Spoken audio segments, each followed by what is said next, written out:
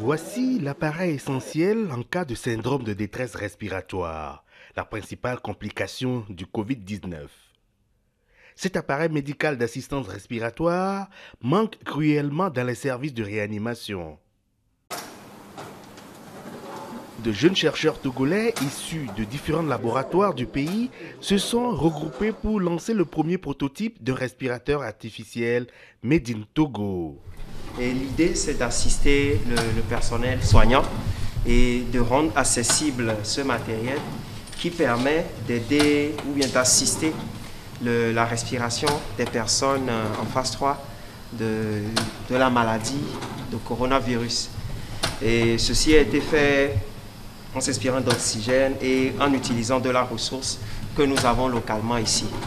Nous avons découpé le matériau, assemblé, mis le système de contrôle électrique qui permet au docteur de régler la quantité d'air et la fréquence d'air à envoyer au patient pour l'aider à respirer en phase terminale. Il a été conçu à partir des matériaux locaux. Ce respirateur artificiel a été créé grâce à l'imprimante 3D. Et le prototype du respirateur est prêt. Il faudra qu'il soit approuvé par des experts médicaux. On aura besoin forcément que le personnel du corps médical puisse faire valider ce prototype-là pour certifier au fait que ça puisse vraiment être utile aux patients. La même équipe s'est lancée également dans la fabrication de visières. Donc après avoir fait le respirateur, nous avons pensé aussi aux visières de protection que nous avons fait. Nous avons découpé tout et imprimé certaines, c'est-à-dire les supports avec les films transparents, pour que les médecins soient les premiers protégés afin de soigner correctement comme il se doit ceux qui seront atteints par le virus de Covid-19. Et dès qu'il a appris la nouvelle, le directeur de la recherche scientifique du Togo est venu s'enquérir de l'avancement des travaux. Il se dit très impressionné. Mais ce que j'ai vu ici, c'est déjà du top, du haut niveau.